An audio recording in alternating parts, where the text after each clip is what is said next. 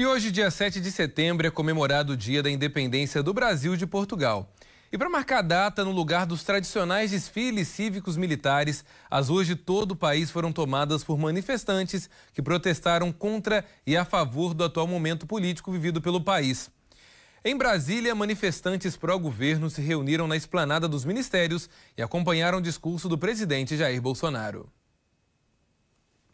Pela manhã, no Palácio da Alvorada, o presidente Jair Bolsonaro participou da cerimônia de hasteamento da bandeira ao lado de ministros e autoridades militares, a maioria sem máscara. Por conta da pandemia, esse é o segundo ano seguido que não há desfile militar no 7 de setembro.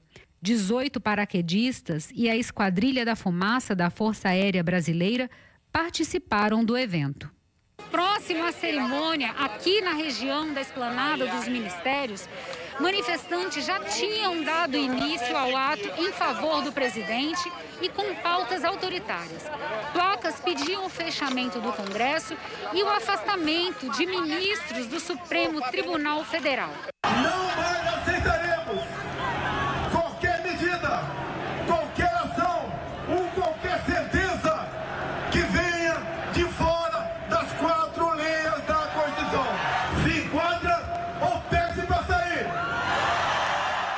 Ontem, parte da caravana favorável ao presidente furou o cerco policial e ocupou a região do Palácio do Itamaraty, último ministério antes da Praça dos Três Poderes.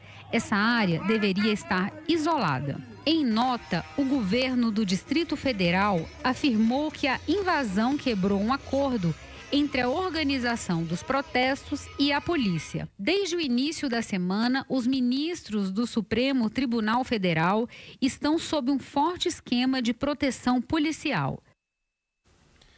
Olha, em Brasília também houve o Grito dos Excluídos, que acontece há 27 anos na Semana da Pátria, reivindicando direitos aos mais pobres. Em São Paulo, os manifestantes protestam na Avenida Paulista e no Rio de Janeiro, apoiadores do presidente Jair Bolsonaro se reuniram na orla de Copacabana, na zona sul da cidade. Agora, no Rio também teve protestos contra o presidente. No centro, manifestantes defenderam o impeachment e pediram também vacinas e emprego. Agora, sobre esse assunto, eu quero chamar o Ricardo Ribeiro e a Laura Marques. Olha, um dia bem tumultuado, né? Não somente em Brasília, como no Brasil como um todo, né, Laura? E é impressionante, o presidente falou sobre respeitar as quatro linhas, né, da Constituição. Ele sempre fala essa frase, mas ao mesmo tempo está provocando outros poderes. Então, como é que funciona esse respeito, né? A gente também está tentando entender, nós estamos discutindo esse assunto justamente para vermos exatamente qual é o ponto. E será que esse movimento realmente representa a maior parte do povo brasileiro ou apenas o muito que o presidente ainda conseguiu para apoiá-lo? Laura, uma boa noite para você. Boa noite, Elias, Ricardo, aos nossos telespectadores. Olha, essas quatro linhas da Constituição estão bem embaralhadas aí, viu? É o que parece por esse discurso do presidente Jair Bolsonaro, que ele vem sustentando há vários dias e agora se agravou, né? Fez um discurso bem mais pesado. Muita gente está dizendo que, inclusive, já é um discurso em tom golpista.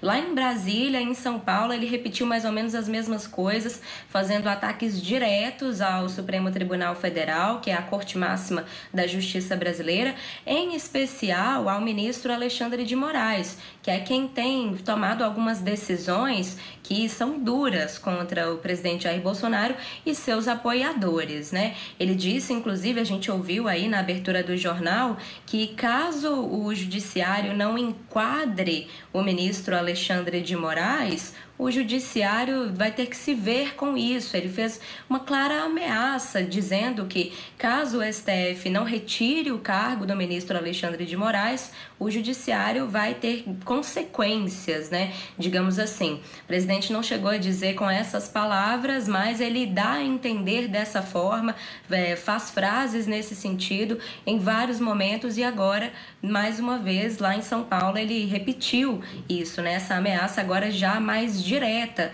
ao Supremo Tribunal Federal, dizendo que se o presidente do STF, Luiz Fux, não tomar medidas contra Alexandre de Moraes, o executivo deve tomar vai ter reações quanto a isso, né? E aí, por que o ministro Alexandre de Moraes especificamente é o alvo do presidente Bolsonaro em todos esses discursos? Porque ele é o responsável por um inquérito, uma investigação dentro do Supremo sobre ataques às instituições, ataques ao Estado de Direito, né, ao Estado democrático de direito, ataques à democracia, no fim das contas, né? E aí, vários apoiadores do presidente Jair Bolsonaro já tiveram bloqueio de recurso, bloqueio de verba, alguns foram presos nos últimos dias devido a ataques à democracia. E quando a gente vai às ruas, né, nesses protestos, o que a gente viu nesses cartazes todos eram de fato ataques à democracia, porque ataques ao judiciário, ao Supremo, esse embate do executivo com o judiciário é uma ameaça à democracia. Para a gente ter democracia, diálogo, respeito, todas as instituições, justiça, governos, né, que são os executivos, e legislativo, que é representado pelo Congresso Nacional, tem que ter um balanceamento, né? É necessário que haja limite entre esses poderes. Se o executivo, o governo federal, o presidente Bolsonaro começa a ameaçar o Supremo por conta de decisões que ele não concordou, isso gera risco para a nossa democracia, né? É uma situação realmente muito grave que preocupa. Inclusive, o presidente disse que amanhã vai se reunir com o Conselho da República, que é um grupo que existe desde 1988 para discutir questões envolvendo as instituições, envolvendo a estabilidade da democracia. Esse grupo só foi convocado uma vez até hoje, que foi na época da intervenção federal da segurança lá no Rio de Janeiro. E agora o presidente Bolsonaro disse que vai convocar de novo esse grupo para se reunir, para ver o que vai acontecer daqui para frente.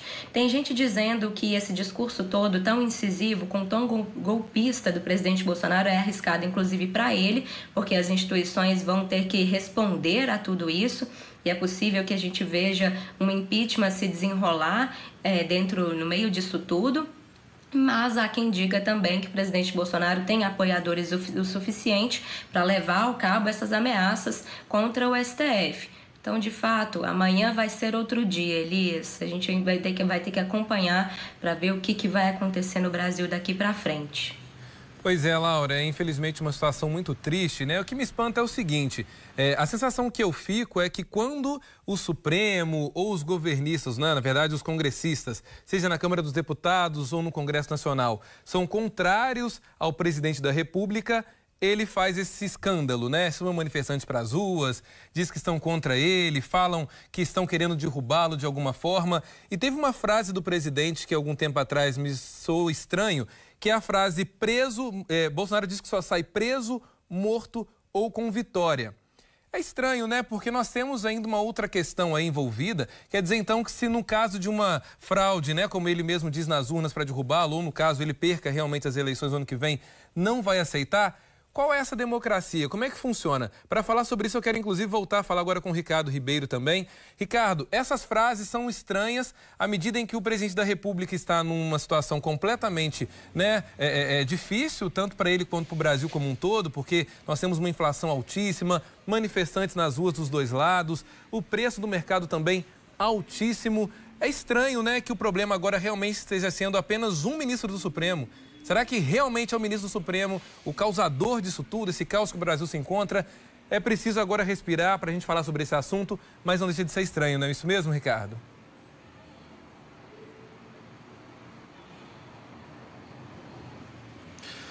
Boa noite, Elias. Boa noite, Laura. Boa noite a todos.